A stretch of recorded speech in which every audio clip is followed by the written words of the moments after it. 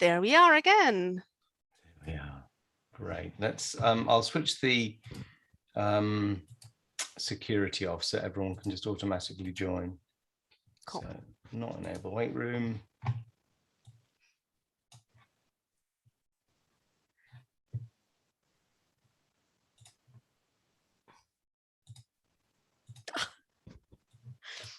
I see Paul again. Hello again. I didn't get changed. Well, I hope this time with a bit more text ability. It was still amazing. Good, good. I'm glad you liked it. Hello, everyone else. Hello. Hi, Heather. Hi. Hi, Marie-Christine. Hi, Christina. And Rashad is not yet fully here with us. Welcome, everyone. Oh, hi, Grace. So good to see you again. This week. Yeah, this week, several times.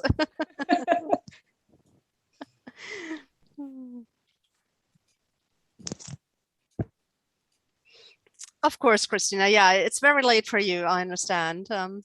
Thanks for joining. Very late at night, midnight. Wow, that's a really good excuse to have cameras off, I think. Don't you think, Sean? Beautiful. I guess we'll just give everyone another minute or so to join us, and then we kick it off. Hi, MC. How are you? Very good. Yourself? Very well. Nice to see you again. How was your holiday? Excellent. Good. Yeah, a great 3 weeks. So. Oh, yeah. That sounds great.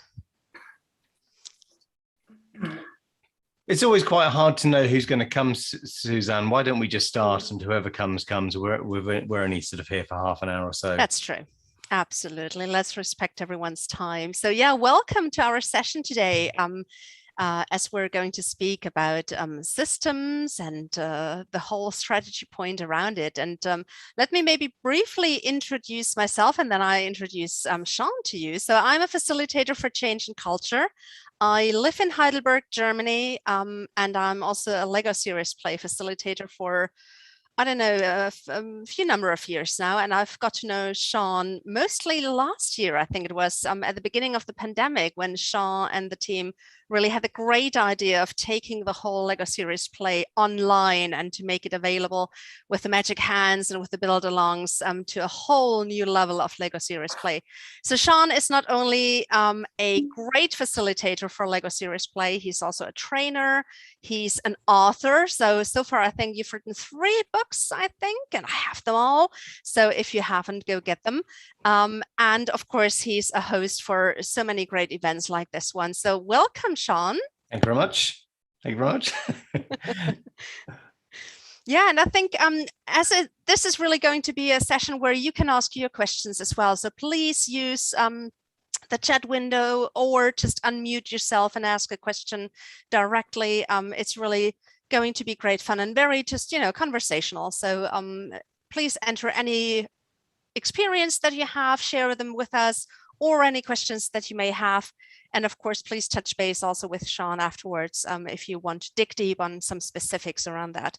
So yeah, I think that's should be enough for the intros, I think, and we can dive quite directly into. So I have a question just to get the conversation going, and that probably really hopefully invites you to ask questions as well. So I mean, Lego Series Play is around basically 3 levels of model build. It's kind of the individual models, it's the shared models, and then what we're mainly talking about today is kind of the system models. And when would you use Lego Series Play, Sean, for build 3 system models? Yeah, it's a really good question. And I mean, I think 2 or 3 different answers. I think when groups, obviously if a group has a system issue, so a systemic issue is a really great place to use build level 3. For instance, there's a little case study of a timetabling workshop I ran. Now, timetabling in a university is a really complex issue, and it affects all sorts of different people. So when you have a sort of a system-wide issue, that's a great place to use a Build Level 3 workshop. And I ran a training for the US Army War College. And, if we think about the military and how they play war games is another really obvious place to sort of play out some scenarios. There was another really interesting case study, which I don't think I've ever shared with anyone. I ran a training for some PhD students up in Newcastle, and we were trying to understand addiction. And what we did was we had them build, let me just share my screen with you. Oh, yes, please. This one here, play in window. 1 second. Oops, try again. So what we did was we had them build a shared model to show the consequences of drug overuse for some different personas. And what was really interesting, if I just sort of switch my screen over, was this is what they came up with. So this was the shared model that they built. So this was something around showing the consequences of drug overuse. And then when we looked at it systemically, we built a little set of agents. And this agent here was somebody who was overusing drugs, taking the first step on the road to recovery. And what was so interesting about this super tiny little agent is it became the most connected agent in the system model.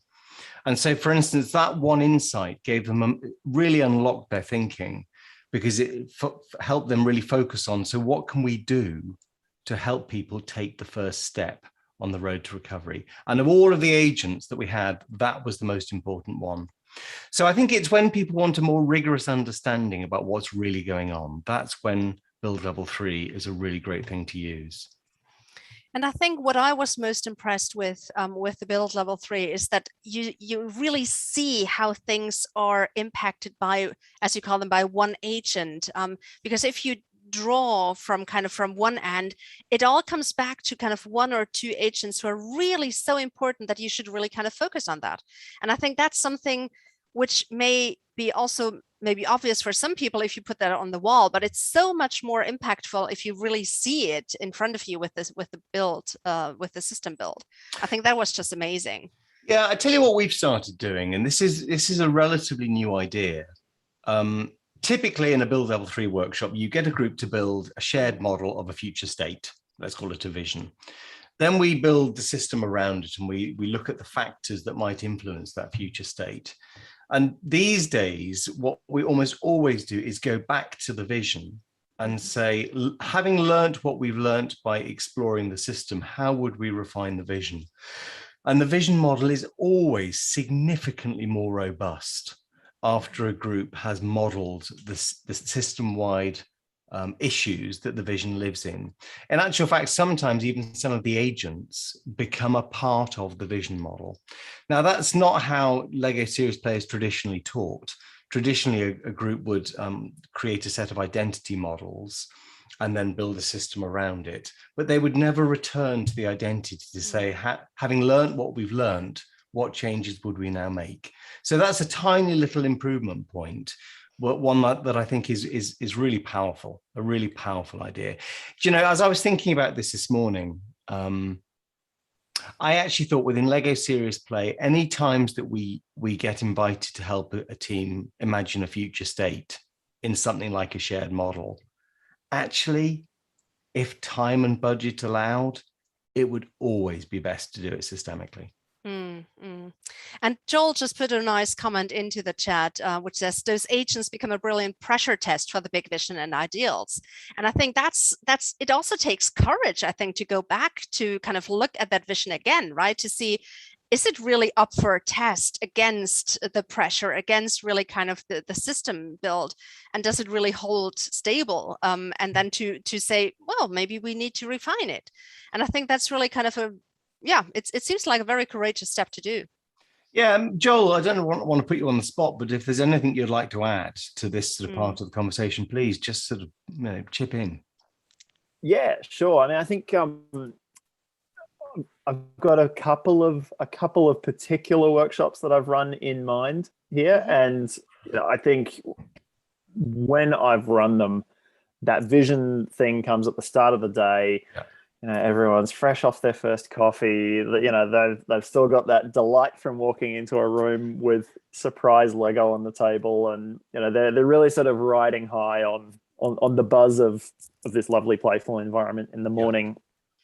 And yeah, I think by the time you've gone through a couple of other stages of conversation, you've brought that kind of dose of reality and the contextualization that happens by building the agents and saying, what might influence, what might impact the work that we do. It brings that kind of realism and achievability into your reviewed sense of vision. Otherwise, you do sort of have that risk by the end of the day of, the vision potentially. You want your vision to be ambitious, but you also don't want it to be. You don't want to have built the rod for their back. Let me show an example actually of a before and after. So this is a mural, excuse me, from a Build Level 3 session run online. Here was the first version of the vision that the team built. Really sort of simple. I didn't catch that. Could you try again? Oops. Oh no. Siri's joining us. So you can see it's a really super simple vision model. By the time we got to the end, this is where they wound up at with the refined model. Let's just get rid of that. So you can see over here, significantly more complicated, significantly richer version of the model, having gone through the systems. So very sort of simple before, significantly richer after. So that's quite a good example of saying, if time and budget allowed, Build Level 3 would always be a good thing to do in a sort of a visioning piece. And I think that's a good point. What time would you allocate to a system build workshop? Because of course, you have to go through various stages as you would with other Lego Serious Play workshops. So how much time do you think is necessary for a team to really dive deep into that? Yeah, this is a really great question. Honestly, minimum 2 days would be. It takes about a day to build a system model. If you don't kind of absolutely rush it. And then the way that we teach Build Level 3 is we say that once you've built the system model, you then use it for the insight stage. So it's as though you've got a set of steps to go through to build the system model. And then once you've got it, you could spend at least half a day, probably longer, using that system model to gain some insight. And could you maybe say, what is an insight, Sean? What would that be? How would that look like?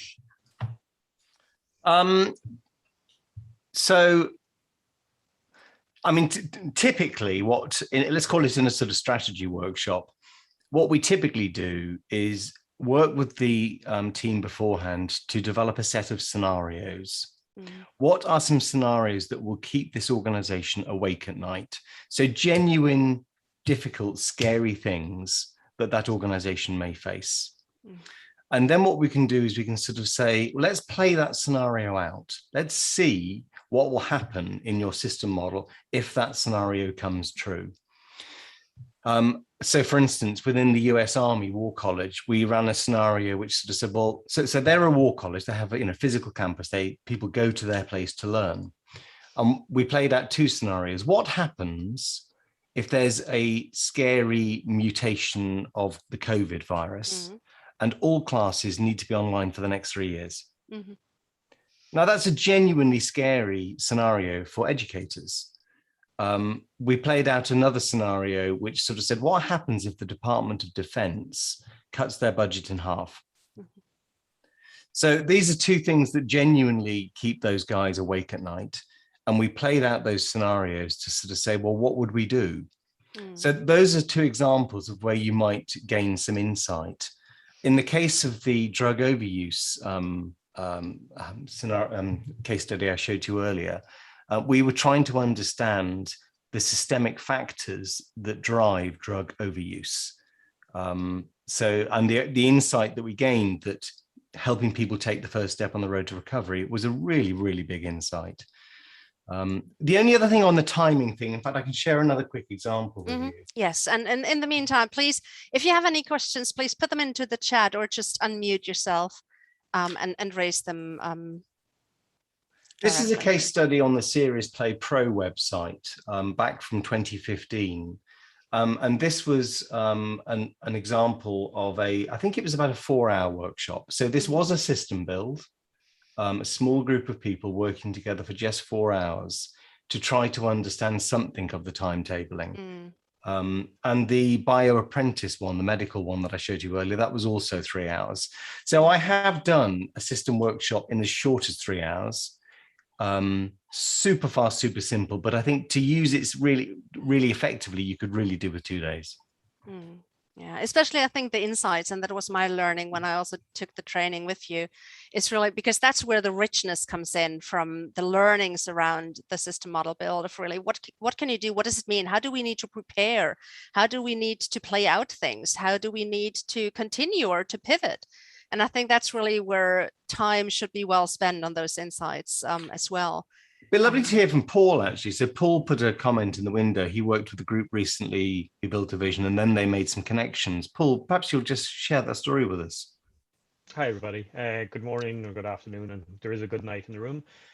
Yeah, so they wanted to look at the vision. They had a vision statement. They wanted to create something to make it more, communicatable, if that's a word, to the rest of the staff. And it got kind of big. They really got into it, and there was a lot because it was coming from multiple departments. And they became, I'm going to say, mildly obsessed with making these connections within the vision. So it's about 6 or 8 face plates big. And they really just got so much value from going, well, that part is connected here to there to there. And, it changed, the workshop changed, it evolved. But for them, they got the value from just making those connections, even though it was all on the one kind of solid structure. Right. Oh, that's a good insight. Yeah. And MC has asked, how would you schedule this 2 days online? MC, would you just unpack that for us? What's your, just talk through that question. Sure. I was wondering, you talked about your study case for 2 days. Was it in person this 2 days? I've done it both. I've done 2 days online and 3 days face-to-face is the longest that I've run. Okay. So the workshop online will be 3 hours, 4 hours. How will you, because a day in person and a day online is totally different for me. Yeah. So about the length of the duration of the workshop. So that was my question, actually. Yeah, I mean, well, I think it's kind of down to the desires of the client, really. I mean, I've done 2 days online. In fact, you've spent 2 days online with me. Yeah. So if we spend 2 days online, our way of dealing with that is just to break it up into, Okay. religious breaks every 50, 60 minutes. Okay. But actually, here is, I think this is an opportunity that COVID has created for us.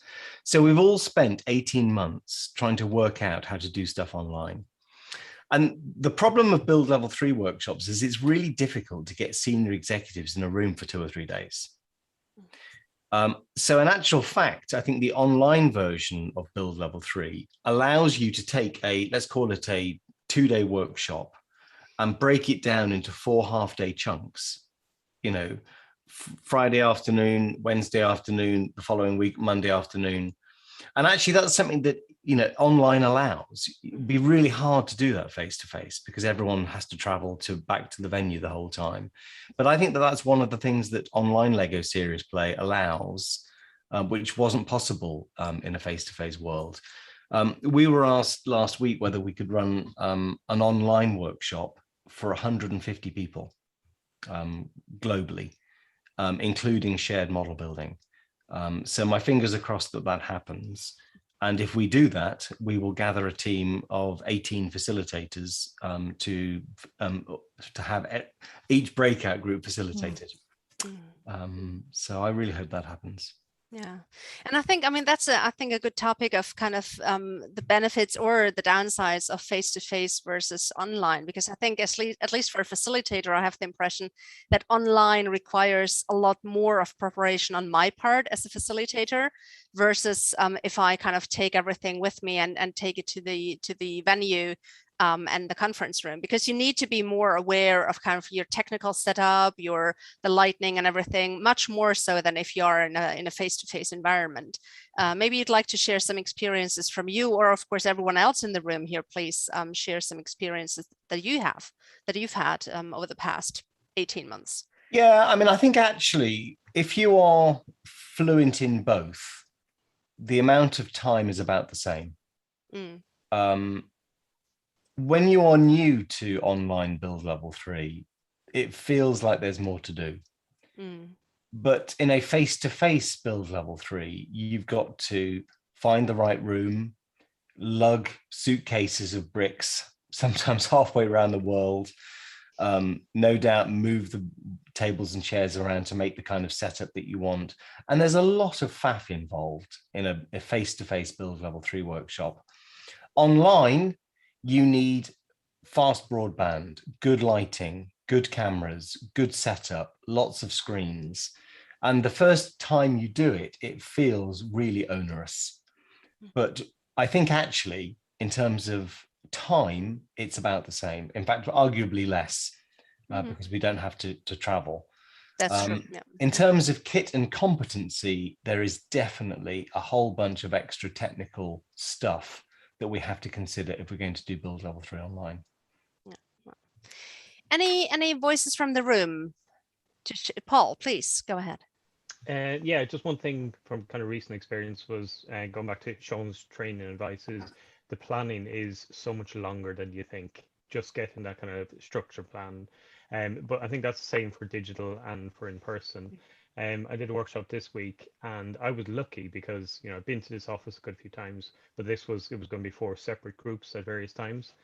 And it took me 3 hours just to set the room up. Luckily, they left me in there the night before. So they just walked out at 6 o'clock and they left me.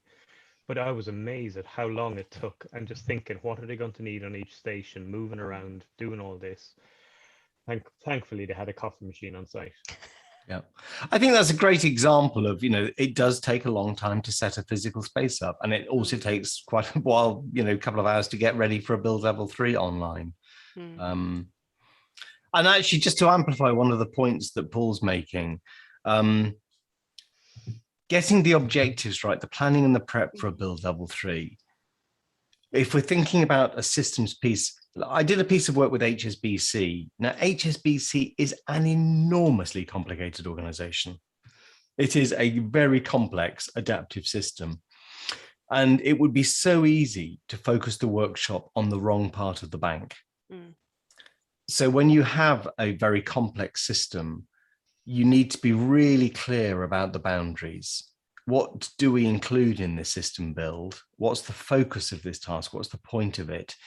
Because it would be so easy just to start modeling bits that are interesting, but maybe not the sort of the subject focus. So I think that the focus and the prep for a Build Level 3 workshop is more demanding and takes more time.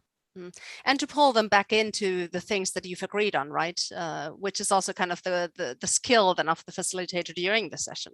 Yep. Paul, you've unmuted yourself. Please go ahead. Sorry to go again, but one thing that I found quite interesting is afterwards, when you've done a digital workshop, it's all there, whatever platform you use in PowerPoint or you don't have much tidying up to do afterwards. You just say, there you go, you can take what you want from it. But with the in-person one, there's loads more to do apart from tidying all of your stuff away, just trying to document it and so forth. And that can be something to really factor in time-wise. I do think there's a very simple little principle underneath this, particularly in face-to-face workshops. I've run 2 face-to-face workshops this week, one on Tuesday for 60 people and one yesterday for 16, is I make it absolutely a rule that the participants tidy up after themselves. I ran a workshop for Google with 180 research engineers. And at the end of the workshop, they all headed to the door and I was in there for hours tidying up. And I was after that, never again. So, I think it's a really good idea within a face-to-face workshop to make the clear up a collective activity. It's just such a simple little thing. And I think there's something quite nice about, building and then pulling it back apart, right? And pulling Exactly. it back into the original piece is kind of excellent. I always say, now, children, what do we do after we've been playing? We tidy up. And people probably like that as much as children tidying up the space. Yeah, Joel, please. Yeah, just while we're on that, the whole point about getting participants to tidy up after themselves, what do you do in terms of participants capturing media and photos and things of the model? Like I very much run an online space that everyone adds to from their phones. Is there a better way that someone's? You mean online? Face to face? Yeah, online or face to face. I'm in Perth, so kind of our way online. of working is very 2019. Yeah. We've been enormously lucky. Let me show you a couple of things, Joel. So this is a little case study I talk about on our training. This is an example of a Build Level 3 workshop. So this was the model that they built. So there's the sort of, on the green base plate, the future state. And then throughout the workshop, I will record some videos. In fact, let me just make sure you can hear the audio. So share sound. So for instance, we'll make some little videos. Make some little videos. So for instance, halfway through, this is the beginning of their shared identity. Okay, this model represents the core identity of the RIPE NCC. As you can see, it's quite a vast model with no real focus points. Our staff backs up nearly everything that occurs within the RIPE NCC.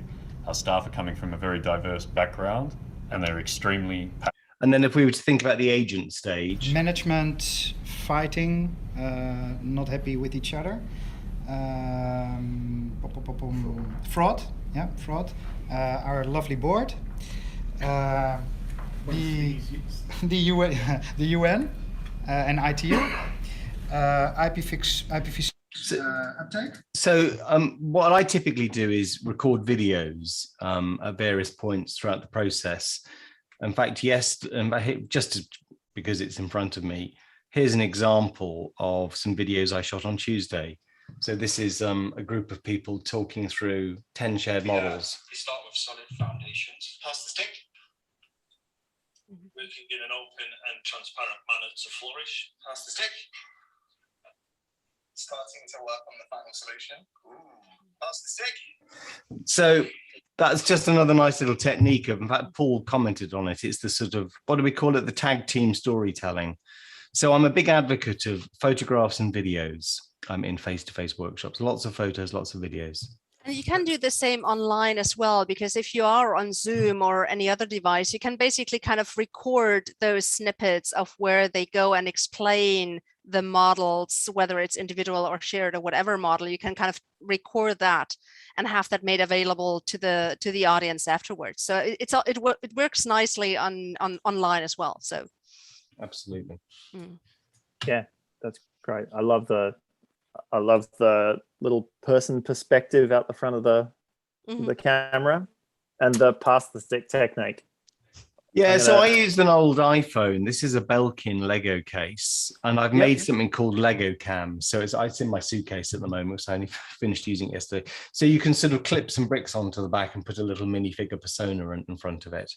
So that's what I call Lego Cam. But there's if you want it, Joel, I can email you a copy of it. I've written about the Lego Cam in this book. So drop me an email and I'll send you a PDF of this. That'd be brilliant. Thank you. Yeah, no worries. I'll often. Sorry, go on. No, go on. I'll let you finish your thought. Yeah, I'll often kind of while participants are putting a collective model of some kind together, I'll whip around to each bag and build them a pointer with one of those tall neon antennas on the top.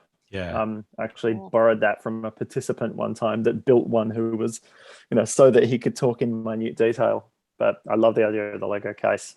Yeah. Yeah. As Sean was mentioning the book, I just put into the chat the various channels where you can reach out to Sean and explore more about the books, the trainings, etc.